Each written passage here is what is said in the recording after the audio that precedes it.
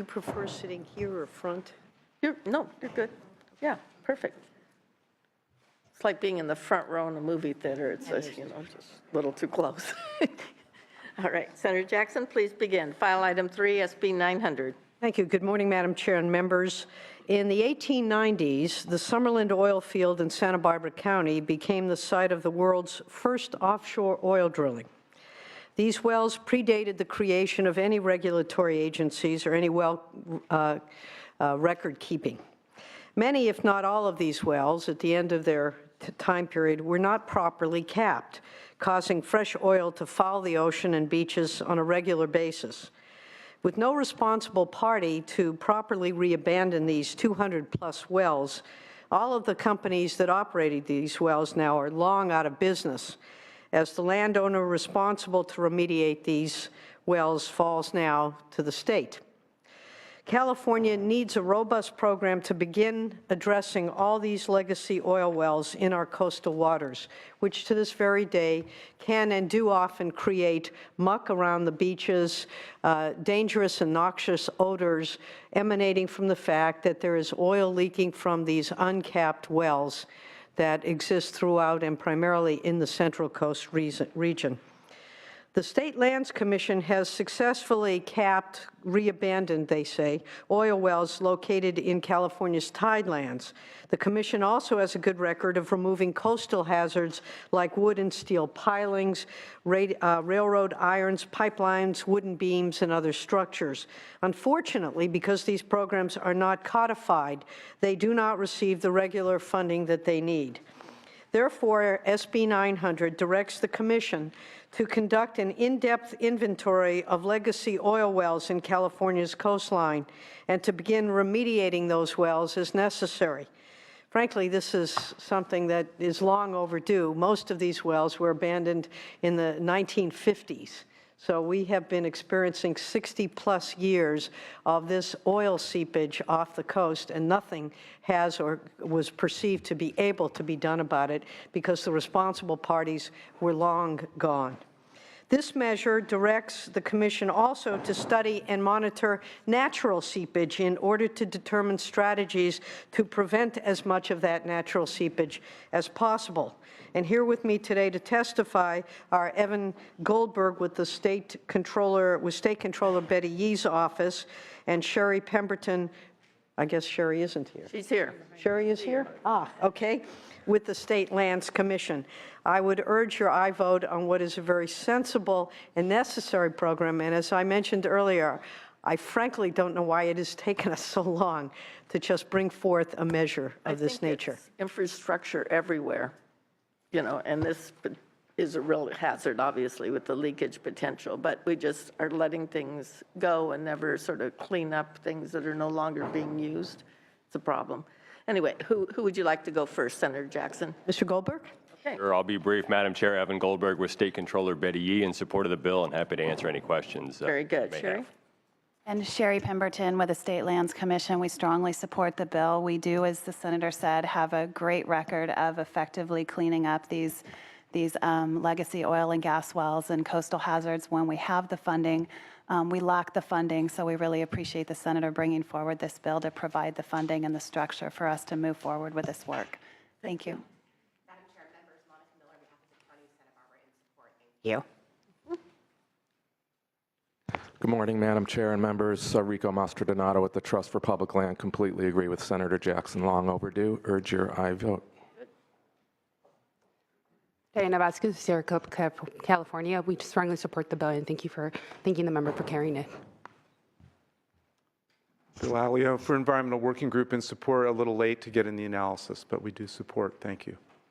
Thank you very much. Any other people in support? How about opposition to the bill? This is good news, Senator Jackson. No opposition to the bill. Very typical of mine. Any questions of the author? Any questions of the author? A motion would be in order before she closes. It's been moved by Senator Allen. Senator Jackson, would you like to close? And if this bill's amended, I'd love to be a co-author. Very good. Thank you. Just urge an aye vote. And I should point out for the record the comments from staff in the analysis on page 3. One has to do with appropriations, but the other is timing. made as a suggestion at some Very point. good. And I believe we will most likely take that amendment and certainly Okay. be honored to add you. Timelines, et cetera, dates.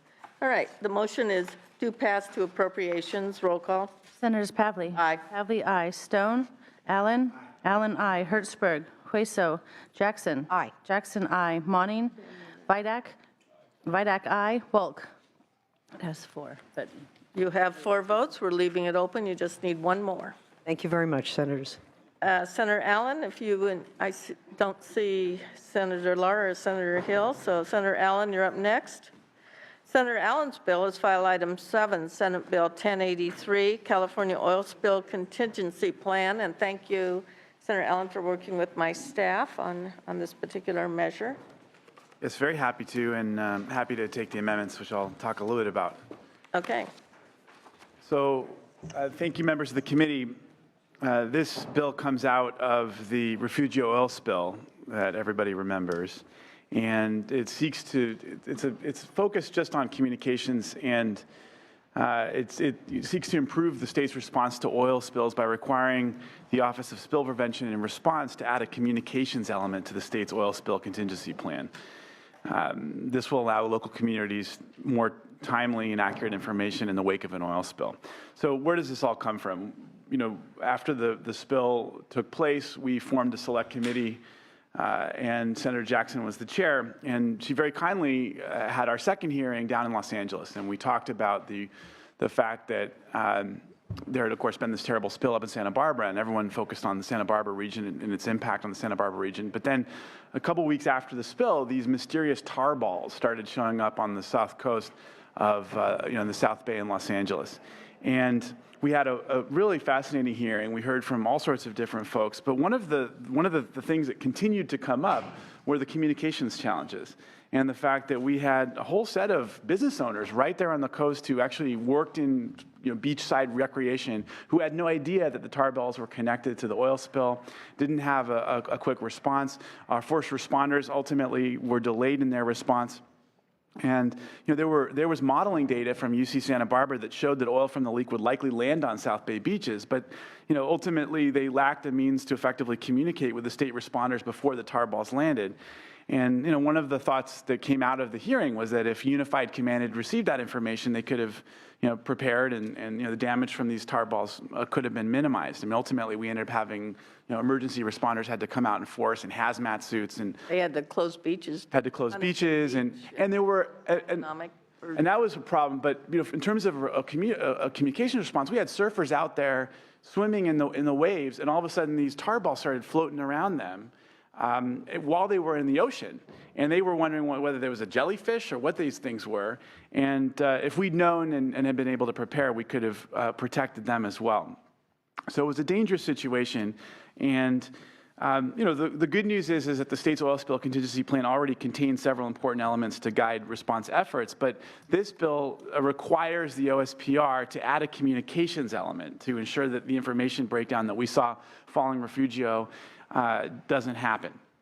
It also seeks to limit the extent to which the party responsible for the spill can play a role in developing the material that are used to communicate with the public, such as press release updates, et cetera. This doesn't stop them from sending out their own stuff, but what we ended up learning was that news reports following the Refugio spill indicated that Plains All American, which was it was a member of the Unified Command structure, ultimately was playing too big a role in determining what the media was told and when they were told it by Unified Command, by the public command structure that we'd entrusted with providing timely and accurate information to the public. And so there were some issues raised in the committee analysis and also in the opposition letter about federal regulations and making sure that that we do have a coordinated operation between the responsible party and the Unified Command. And the focus of the opposition letter basically just talks about the potential conflict the bill could create between state and federal law and the role that of the responsible party. And so the amendment that was proposed by the committee directly addresses the concern raised in the opposition letter. I'm very happy to accept the amendment. I think both the points raised in the opposition letter and the amendment were absolutely correct. I think there's 2 amendments. Well, there are 2 amendments that that deal with two aspects of the coordination role. The Second Amendment allows the new communications element to be incorporated into existing plans so as to make sure that it's jibing with state and federal practice and regulation. So, ultimately, certainly not ever our intent to prevent the responsible party from participating in the unified command, nor from meeting any of the requirements laid out by the OSPR. And nothing in the bill prohibits the responsible party from integrating their public information office into the state incident command center. We just want to make sure that the information that's coming out of unified command is truly independent and not being run by the responsible party. So I very much appreciate the effort by the committee staff made to work with my office to address these issues. I have with me here Amy Traynor with the California Coastal Protection Network, and I think Joshua Hanthorn from Defenders of Wildlife may be coming as well to speak in support of the bill. All right, so let's hear from your witnesses as support. Good morning, Madam Chair, members of the committee. Amy Traynor with the California Coastal Protection Network. Here to offer our strong support. This addresses one of the important lessons learned that came out of the response to the Refugio oil spill.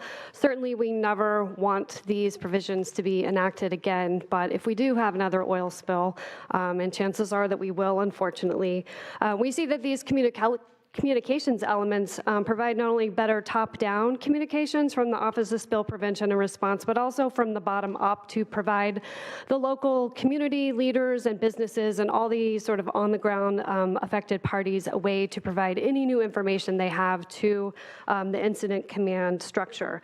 We also think that it really will help enhance public trust by ensuring that the information that does come out of Incident Command is really independent. So we thank you, the Senator, thank you to committee staff, and happy to offer our strong support. Thank you very much. Other witnesses in support? Joshua Hanthorn, Defenders of Wildlife. We're here to fully support SB 1083. Thank you for your attendance. Other witnesses? Hi, Diana Vasquez, Sierra Club, California. Again, fully support with the Senator's bill. It's something that should be done, and communication should be clearly communicated to the locals. So thank you for carrying. Very good. Anyone else in support? Let's see if there's any opposition, Senator Allen. Oh.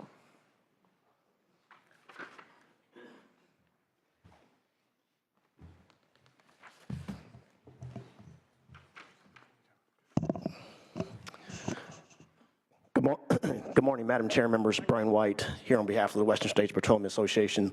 We are opposed to the current version of the bill.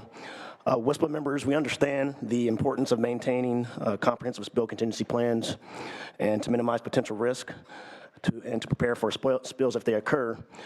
In fact, our members work constantly with the OSPR, Department of Fish and Wildlife, and other agencies, federal, state, and local, to make sure that these plans are, no pun intended, are drilled constantly. We constantly have to do these drills to maintain our coordination with federal, state, local, environmental groups, whoever, local cities and counties. And with that, our current federal and state law actually requires that responsible parties maintain a communications element in their contingency plans.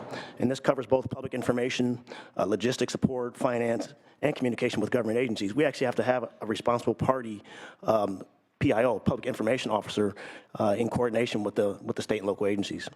So when this bill came out, it was a bit of a head scratcher for us because it goes directly in conflict with everything that we're told to do, which is to maintain a comprehensive contingency spill plan that works in conjunction with the federal agencies, the state and local parties. Now, that being said, we understand that the committee analysis has reflected the fact that this bill has some provisions in it that are in direct conflict with federal and state law. We haven't read the proposed amendment. We're going to take a look at that language. Yeah, I was going to just read it to you for a minute, and it may address your primary concern, but let's try it anyway. Revised proposed communication element to be consistent with the administrator's authority and federal regulations requiring participation and consideration of the responsible party in the unified command. So that hopefully gets to what you're saying. We appreciate that. We'll read that language and take it back to our members and review it. But at this point, we're opposed to the current version of the bill. If it's one thing to make sure that the on-scene communicator or coordinator has the ultimate control over who has that public information face, who's out there speaking to the public, that's one thing. But if it's to cut the responsible party out of the entire unified command, that's another. And that's what we have a concern. Doesn't sound like what that language is doing, but we'll read it and take it back. But at this point, we are opposed to the bill, and we'll work with the committee and the author on that. Thank you. Yes. Good morning, Madam. Welcome. Welcome. How are you today? Thank you. Anthony Thomas, representing the California Independent Petroleum Association. I don't want to waste the committee's time. I just want to echo some of my comments by my colleague at Western States. SIPA agrees, Madam Chair and members, that if there is a glitch in the communications plan, that it should be addressed. That coast belongs to all of Californians, including those who just not only visit, but those who live there as well. So again, if the communications plan needs to be updated, it needs to be tweaked, and there's a glitch, we agree that it should be done. I'm curious to know that whether this was an isolated incident insofar as the tough communications, or has this been a consistent issue? I would tend to lean on the former rather than the latter, because I haven't seen any legislation or heard. But if it is, then we do have precedent and it should be addressed. Given that, Madam Chair, we would like to also go over the amendments specifically, and we are interested in removing our opposition provided that the amendments do in fact take care of our concerns. So with that, the California Independent Petroleum Association stands in opposition in its current form, and we will wait to look at the amendments later. Very good. Thank you, Madam Chair. My assistant notes that Costco Busman's bill also had some communication issues. There may be some other evidence. We can certainly check that out, or the author will, to see if this is an ongoing or unique problem. Other people who wish to add their name and organization and position in opposition to the bill? Thank you, Madam Chair. Matt Robinson on behalf of the Pacific Merchant Shipping Association. We are opposed to the current version of the bill. It sounds like some of the amendments that we're taking today may address those concerns. We were regarding the federal. Our concerns dealt more with the kind of the federal regulatory role and how that may impact what the state's doing. So we'll take a look at the amendments and hopefully we can remove our opposition at the next hearing. Thank you. Yeah, Mike Rogie with California Manufacturers and Technology Association. And our position is the same as WISPA and SIPA and so forth. Thank you. Thank you. Questions by members? Let me ask, is there anyone else here opposing the bill, to make sure that I can close that down? Okay, Senator Jackson. Yes, I want to thank Senator Allen for bringing this bill. I know he got an earful from many of us. This incident that he refers to occurred in my district, and the fact that his district was impacted by this just simply reinforces the fact that, you know, the ocean belongs to everyone. It belongs to people in the Central Valley. It belongs to the people in the North Coast. It's a resource for it's sort of a God-given gift to all of us who either live in this state or come to enjoy one of nature's most fascinating places. And the people in my district take this very seriously, take their stewardship very seriously, and their responsibility not only to the people of our own community, but to the people throughout the state and the world, in fact, because of this extraordinary resource that exists off our coastline. And also, as Senator Allen mentioned, we had a hearing down in his district, and the people there feel equally about the importance of protecting this coastline for their own recreation and enjoyment, and for anyone who is lucky enough to be able to share in that experience. I think the key here, and I spent a good deal of time at the command post dealing with this issue, going down to the site of the spill and its impact. And the thing that was a particular kind of impact to me was the power and the control that the responsible party had in this whole process. I mean, they basically took over to the point where the command post was in the county buildings, was in areas owned by and under the responsibility of the county of Santa Barbara. The responsible party put their own security people in, and in fact refused entry to the facility by 2 of our county supervisors. After this true kerfuffle was resolved, it became clear that this entity really did not appreciate the limits to its powers in the process, and indeed was singularly sending out and controlling all the press releases and all the information. And I think what this bill tries to do is sort of reestablish a balance certainly as the responsible party, theoretically, they know better than anyone what is happening because it's their pipelines that were spilling over, that had broken, and they knew how much oil per square inch and per second was going out and spilling into the ocean. So clearly they're an important element. But the fact that they decided that they were in charge and that the information which was provided very sporadically and very intentionally to the detriment, ultimately, I believe, of the public. Now, whether that was their intent or not is really irrelevant. The fact is that the control over that information is a public responsibility. The county is responsible, the state is responsible, OSPR is responsible. It is not a company out of Texas that was responsible for the spill that should be in charge. I think that's what this bill is designed to address. Do they have a role? Absolutely. And I think that Senator Allen, by taking some of these amendments, acknowledges that there is a balance to be had.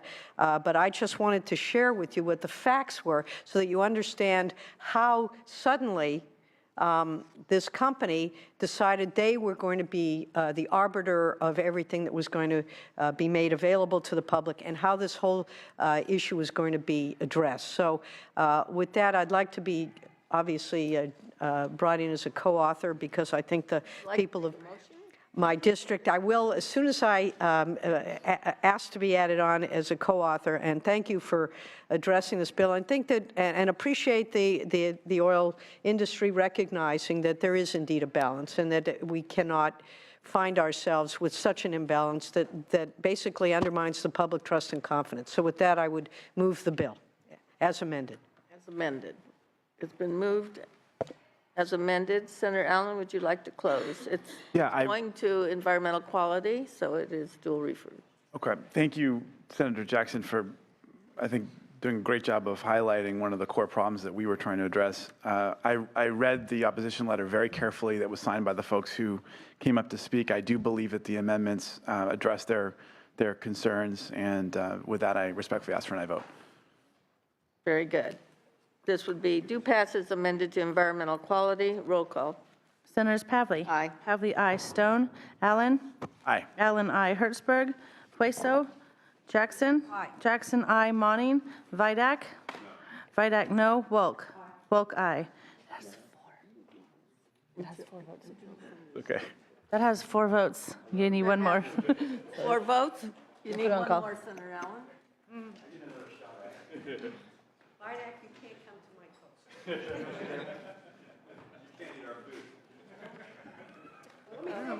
We'll ask the chair.